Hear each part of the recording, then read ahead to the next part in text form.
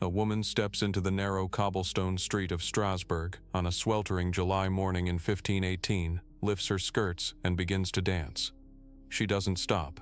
Not for food, not for water, not for rest. For 6 straight days, Frau Trophea dances with the desperate fury of someone trying to escape her own skin.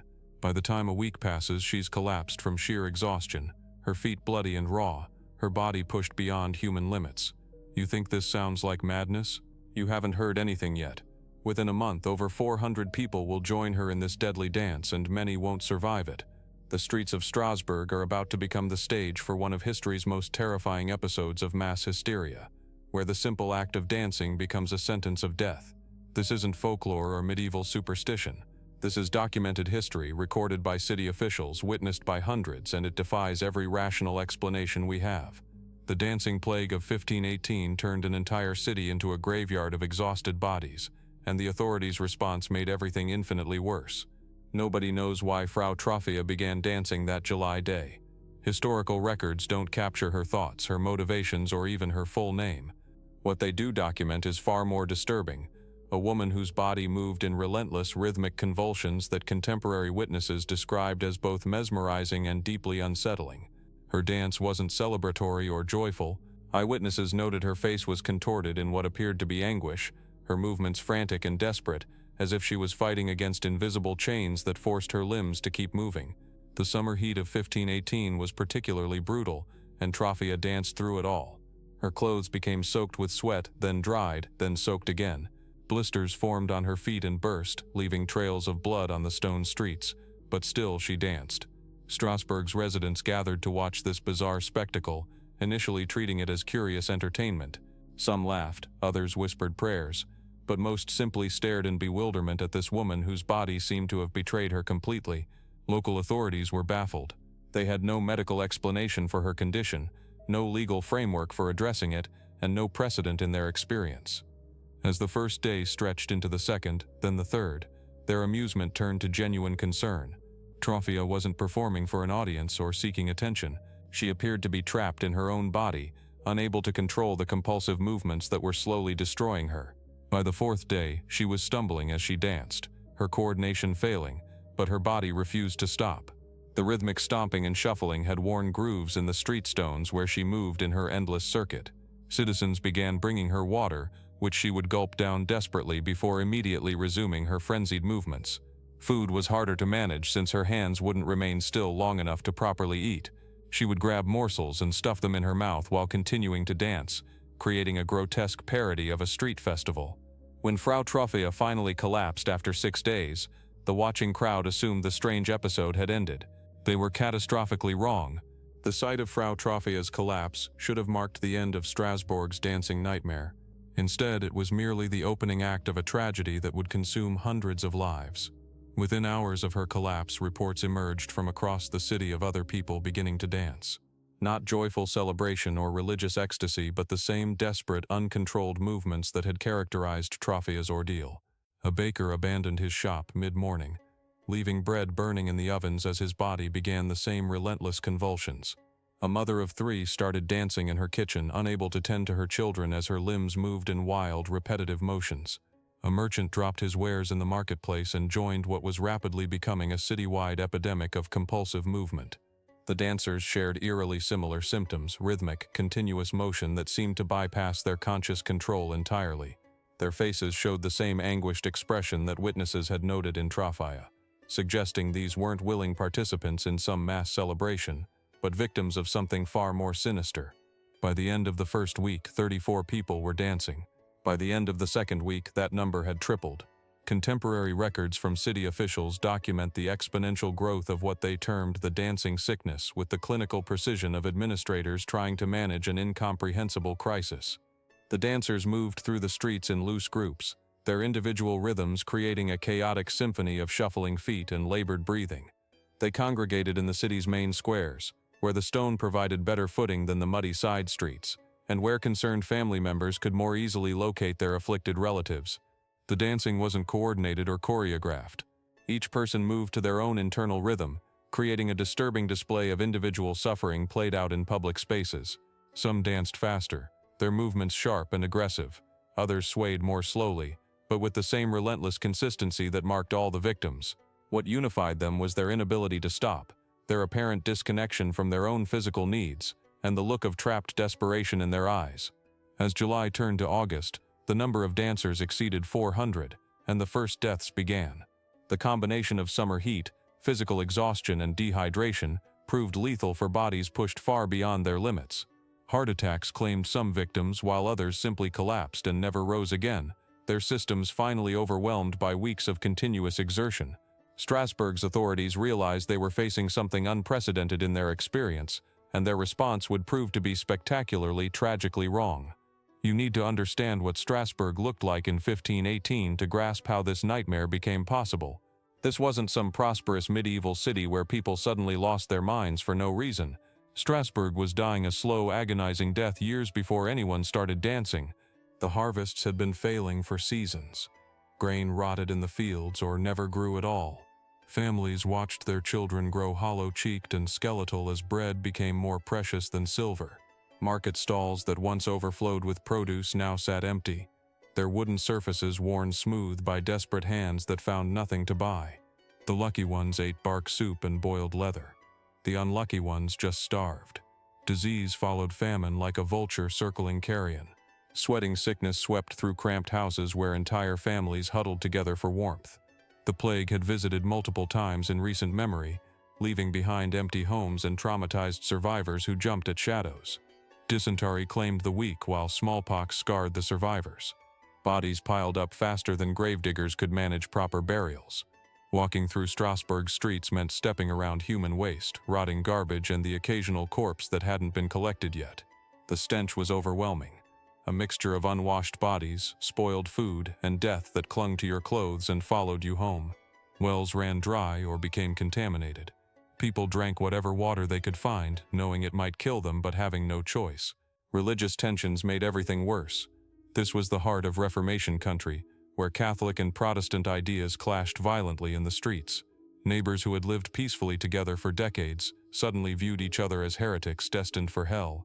Sermons from both sides promised divine punishment for the city's sins. Every disaster felt like proof that God had abandoned Strasbourg entirely. The social fabric was tearing apart. Merchants hoarded what little food remained, selling moldy grain at impossible prices. Beggars roamed in packs, some driven to violence by desperation. City officials seemed powerless against the mounting catastrophes. Trust evaporated as quickly as hope. Sleep became elusive for most residents. Hunger pangs kept stomachs churning through the night. Anxiety about tomorrow's survival made rest impossible. People developed nervous tics, unexplained tremors, and episodes of uncontrollable weeping. The line between sanity and madness blurred when reality itself felt insane. By summer 1518, Strasbourg's population lived in a constant state of psychological siege. Their bodies were weak from malnutrition, their minds fractured by unrelenting stress, their spirits crushed by seemingly endless suffering. The city had become a powder keg of human misery waiting for the smallest spark to explode. When Frau Trophia began her fatal dance, she wasn't moving in a healthy, stable community. She was convulsing in the middle of a collective breakdown that had been building for years. The ground had been prepared for madness by famine, disease, and despair. Her dancing feet found a stage that had been set by starvation and death. The compulsive movements that would soon consume hundreds weren't born in a vacuum. They erupted from a population already pushed beyond human endurance, where the impossible had become routine and sanity felt like a luxury nobody could afford. What happened to the bodies of those who couldn't stop dancing will haunt you more than their frenzied movements. These weren't people working up a sweat at a village festival. They were humans destroying themselves one spastic step at a time, and their physical deterioration was absolutely brutal to witness. The dancing never stopped. Morning sunlight found the same people who had been writhing through the darkness, their movements grown mechanical and desperate. Sweat poured from their bodies in rivers, soaking through clothes until fabric clung like second skin. But sweat wasn't the only fluid they were losing at dangerous rates. Dehydration set in within hours, not days. Their tongues swelled and cracked, turning black around the edges. Lips split open and bled as dancers gasped for air. Their lungs couldn't properly process. Saliva thickened to paste, making swallowing impossible even when concerned citizens tried forcing water down their throats. Many dancers' eyes sank deep into their skulls, surrounded by dark circles that made them look like walking corpses. Their feet transformed into mangled, bloody stumps. Skin wore away first, revealing raw flesh that left crimson footprints wherever they moved. Toenails ripped off completely, leaving behind wounds that collected dirt and debris from the street. Bones in their feet began fracturing from the relentless impact against cobblestones. Still they danced, leaving trails of blood and tissue behind them. Muscles seized and cramped from overuse, creating visible knots under their skin that never relaxed. Arms flailed at unnatural angles as joints dislocated and relocated repeatedly. Fingers curled into permanent claws, no longer responding to conscious control. Their necks twisted and jerked in ways that made observers physically sick to watch. The heart attacks came without warning. A dancer would be spinning frantically one moment, then suddenly clutch their chest and topple face first onto the stones. Their hearts, already struggling to pump blood through dehydrated bodies, simply gave up under the impossible strain. Witnesses described the terror in victims' eyes as they felt their hearts failing but couldn't stop their bodies from moving. Strokes followed close behind. Blood vessels in their brains burst under extreme pressure, sending dancers into convulsions that made their previous movements look graceful by comparison. Some lost the ability to speak, producing only animal-like sounds as they continued their deadly choreography. Others went blind but kept dancing, bumping into walls and other people like broken wind-up toys. Sleep deprivation added another layer of horror.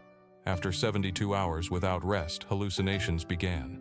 Dancers would suddenly scream at invisible attackers or reach for objects that weren't there. Their movements became even more erratic as they tried to dance around phantom obstacles or follow music only they could hear. The smell became unbearable. Bodies that couldn't stop moving couldn't control basic functions. Urine and feces mixed with blood and sweat, creating a stench that forced observers to cover their faces or flee entirely. The dancers seemed unaware of their own degradation, lost in whatever compulsion had stolen their self-control. By the end of the first week, the strongest dancers had become barely recognizable as human beings. Their skin hung loose on rapidly shrinking frames. Hair fell out in clumps from malnutrition and stress. Open wounds covered their bodies where clothing had rubbed away flesh through constant friction. The death toll mounted steadily. Bodies collapsed and weren't replaced. They were simply stepped over by the surviving dancers who continued their macabre performance. Each death should have served as a warning to the others, but the compulsion proved stronger than the survival instinct. The authorities' response to this unfolding catastrophe will make you question everything you think you know about medieval logic. Instead of trying to stop the dancing, city officials decided the cure was more dancing. Their solution to people literally dying from exhaustion was to make the dancing easier and more appealing. Construction crews worked frantically to build stages throughout the city. These weren't small platforms. They were substantial wooden structures designed to accommodate dozens of dancers at once. Carpenters hammered away while people died just feet from their work sites, creating a surreal soundtrack of construction mixed with the sounds of human suffering. The stages served a dual purpose in the officials' minds. First, they would contain the dancing to specific areas instead of having people collapse randomly in the streets.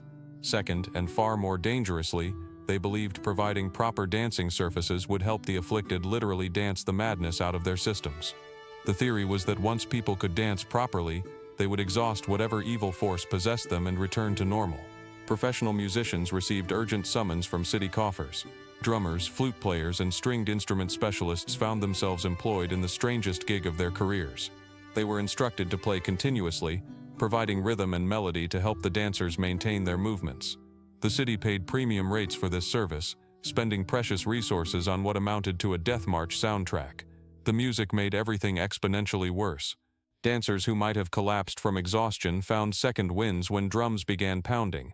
The rhythmic beats seemed to inject new energy into their spasmodic movements, prolonging their agony instead of ending it.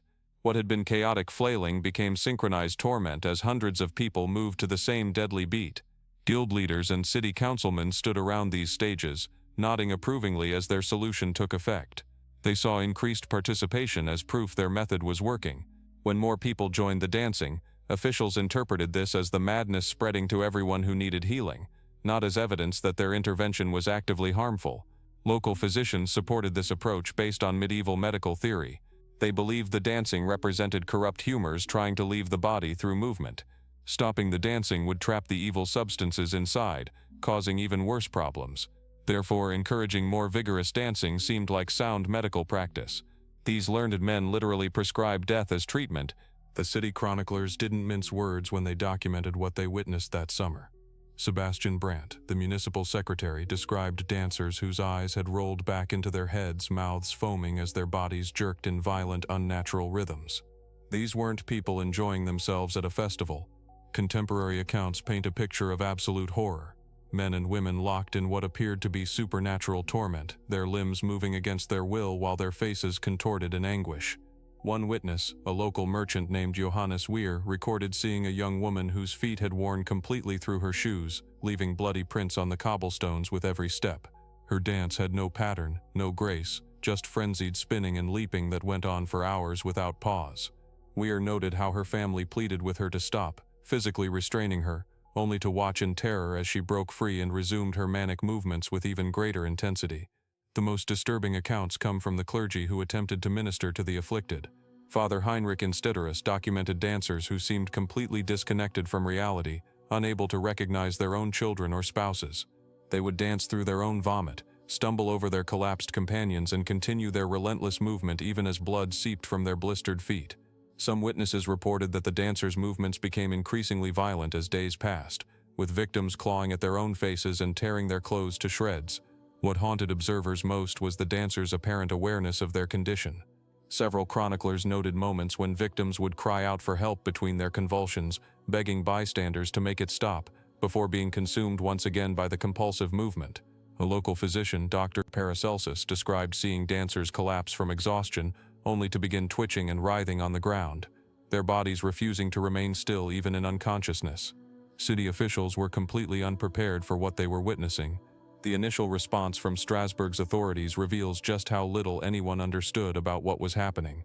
Instead of treating this as a medical emergency, they embraced the prevailing belief that vigorous dancing could literally shake the madness out of people's bodies. The city council actually voted to encourage more dancing, reasoning that if people danced hard enough and long enough, they would eventually exhaust whatever demonic force had possessed them. This wasn't some fringe theory.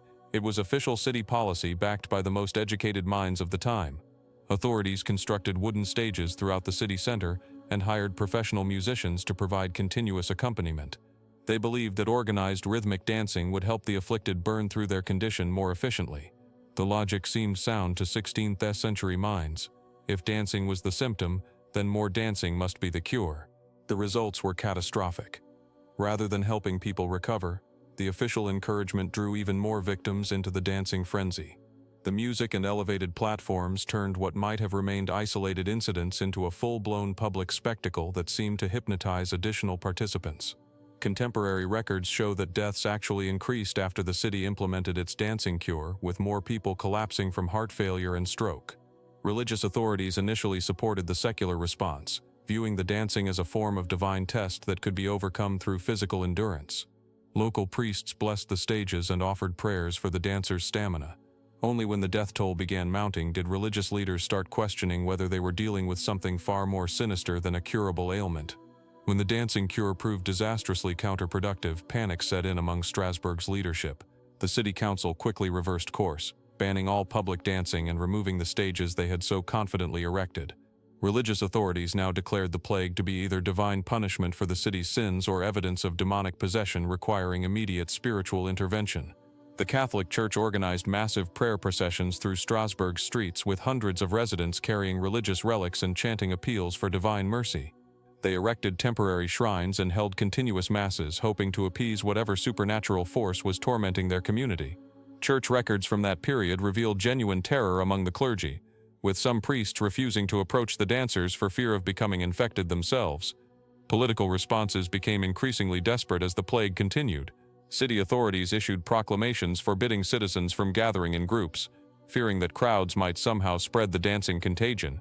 They posted guards at public spaces to prevent new stages from being erected and hired additional physicians from neighboring cities, though none could offer effective treatments. The most telling aspect of the official response was how quickly it shifted from confidence to desperation. Within weeks, the same authorities who had enthusiastically promoted dancing as medicine were now treating it as evidence of supernatural warfare against their city. They commissioned special religious services, increased city watch patrols, and even considered evacuating certain neighborhoods if the plague continued spreading. Popular misconceptions about the dancing plague have persisted for centuries, and most of them are completely wrong. The most common myth suggests that this was essentially a massive party that got out of hand, just medieval people having too much fun at some kind of festival. Historical records make it absolutely clear this wasn't celebration or revelry. People were dying, and they were dying in agony. Another persistent myth claims the dancing plague was caused by ergot poisoning from contaminated grain.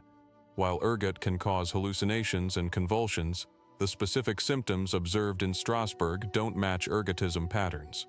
Ergot victims typically experience severe vasoconstriction and gangrene, neither of which appear in contemporary accounts of the dancers. The sustained rhythmic nature of the dancing also differs significantly from ergot-induced seizures, which tend to be more random and shorter in duration. Some modern explanations try to dismiss the entire event as exaggerated folklore, suggesting that chroniclers embellished a few isolated incidents into a major epidemic. This theory crumbles when confronted with the extensive documentary evidence. Multiple independent sources, including official city records, church documents, and merchant accounts, all corroborate the same basic facts about hundreds of people dancing uncontrollably for weeks. The most dangerous myth is the romantic notion that the dancing plague represents some kind of liberating folk rebellion against social constraints. This interpretation completely ignores the genuine suffering documented by witnesses and the terror experienced by both victims and observers. Modern psychological analysis reveals this as a serious mental health crisis with potentially fatal consequences, not some kind of medieval Woodstock. Recent research has identified the dancing plague as a textbook example of mass psychogenic illness, a psychological condition that can spread through communities under specific stress conditions. Strasbourg in 1518 had all the necessary ingredients: severe economic hardship, social instability, widespread malnutrition, and existing cultural beliefs about dancing possession. When these factors combined, they created the perfect storm for collective psychological breakdown that manifested in compulsive movement. 5 centuries later, we're still trying to crack what drove those 400 souls to dance themselves into their graves. The theories range from reasonable to downright bizarre, but none of them fully capture the horror of what unfolded on those cobblestone streets. The stress-induced psychogenesis theory sounds clinical enough to make sense. Chronic starvation, disease outbreaks, and the constant threat of death had pushed Strasbourg's residents beyond their breaking point.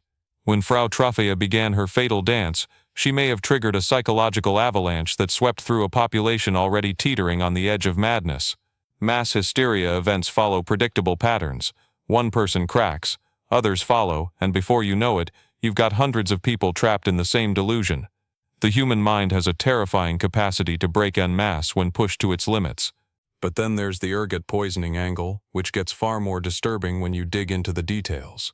Ergot is a parasitic fungus that grows on rye and other grains, producing compounds chemically similar to LSD. A bad harvest contaminated with ergot could theoretically cause mass hallucinations, convulsions, and yes, uncontrollable dancing. The symptoms match up disturbingly well. The rhythmic movements, the apparent trance states, the complete inability to stop despite physical exhaustion. Ergot poisoning, known as ergotism or St. Anthony's fire, had plagued medieval Europe for centuries, causing everything from mass hallucinations to gangrene so severe that limbs would simply fall off. Yet ergot doesn't explain everything. Victims of ergot poisoning typically experience severe vasoconstriction, their blood vessels clamp down, cutting off circulation to extremities. These dancers, however, maintained enough circulation to keep moving for days on end. The specific choreographic nature of their movements also doesn't align perfectly with ergot-induced convulsions, which tend to be more random and violent. Some historians have proposed that the dancers were actually suffering from Sydenham's chorea, a neurological disorder that causes involuntary jerky movements. Also known as St. Vitus's dance, this condition was well documented in medieval times and could theoretically spread through a community via mass suggestion rather than actual contagion. The movements in Sydenham's chorea can indeed resemble dancing, and the psychological distress of witnessing others suffering from the condition could trigger similar symptoms in susceptible individuals. Then you have the purely psychological explanations that venture into even stranger territory. Medieval chronicles describe similar dancing manias erupting across Europe throughout the 14th and 15th centuries, always during periods of extreme social stress. These weren't isolated incidents. They were part of a broader pattern of collective breakdown that seemed to target the most vulnerable members of society. The dancers often reported religious visions or claimed they were compelled by supernatural forces, suggesting that cultural and spiritual beliefs played a crucial role in shaping their experience. The most unsettling possibility is that multiple factors converged to create the perfect storm. Chronic malnutrition could have made the population more susceptible to both ergo poisoning and psychological breakdown. Religious fervor mixed with superstition might have provided the cultural framework that transformed individual medical crises into collective dancing mania. Social contagion could have amplified whatever initial trigger set the whole nightmare in motion. What makes the dancing plague truly terrifying isn't that we can't explain it. It's that every explanation reveals something deeply disturbing about human vulnerability. Whether it was poisoned grain, collective madness, or neurological contagion, the event stripped away the veneer of civilization and revealed just how thin the line is between social order and complete chaos. The brutal truth is that we may never fully understand what happened in Strasbourg that summer. The medical knowledge of the time was primitive, the record-keeping incomplete, and the physical evidence has long since crumbled to dust. All we're left with are fragmentary accounts of ordinary people transformed into tireless dancing machines, unable to stop even as their bodies betrayed them one by one. The dancing plague of 1518 didn't just vanish into history books, it left behind a legacy that continues to haunt anyone who dares to examine what humans are capable of when society breaks down. This wasn't an isolated medieval curiosity that we can dismiss as primitive superstition. It was a window into the terrifying fragility of human consciousness and social order. Modern medicine has conquered many of the diseases that plagued medieval Europe, but we haven't eliminated the underlying conditions that made the dancing plague possible. Mass hysteria events still occur with disturbing regularity across the globe. In 1962, a laughing epidemic in Tanzania spread through schools for months, forcing institutions to close as students laughed uncontrollably until they collapsed. The 2016 clown panic saw reports of menacing clowns spreading across multiple countries within weeks, despite most sightings being proven false. Social media has given us new vectors for collective delusion to spread faster and farther than ever before. The psychological mechanisms that drove those Strasbourg dancers to their deaths are still active in our modern world. We live in an era of chronic stress, information overload, and social fragmentation that bears uncomfortable similarities to the conditions that preceded the dancing plague. Economic uncertainty, political upheaval, and social isolation create the same psychological pressure cooker that existed in 16th century Strasbourg. What's particularly chilling is how the authorities' response mirrors patterns we see today. Instead of addressing the underlying crisis, Strasbourg's leaders tried to treat the symptoms. They built stages and hired musicians because they couldn't fathom the depth of desperation that was driving their citizens to dance themselves to death. The same impulse to provide surface-level solutions to deep psychological and social problems continues to plague our response to collective trauma and mass hysteria events. The dancing plague also serves as a stark reminder of how quickly rational thought can collapse when communities are pushed beyond their limits. These weren't uneducated peasants succumbing to primitive superstitions. Many of the dancers came from respectable families and held positions of responsibility within the community. Education and social status provided no immunity against the psychological contagion that swept through the city. Perhaps the most disturbing lesson is how infectious human suffering can become. The dancers didn't choose their fate. They were pulled into a collective nightmare that fed on itself, growing stronger with each new victim. In our interconnected world where emotional contagion spreads through digital networks at the speed of light, the mechanisms that drove the dancing plague have only become more powerful and far-reaching. The cobblestones of Strasbourg have long since been replaced, and the exact locations where hundreds danced themselves to death have been lost to urban development. But the questions raised by those summer weeks in 1518 remain painfully relevant. How much stress can a society endure before it breaks? What happens when individual psychological limits are exceeded on a mass scale? And when the next collective breakdown occurs, because history suggests it will we recognize the warning signs in time to prevent another dancing plague from claiming its victims? The dancers of 1518 left us no choice but to confront these uncomfortable truths about human nature and social fragility. Their legacy isn't just a historical curiosity, it's a warning that echoes across the centuries, reminding us that civilization is far more fragile than we'd like to believe.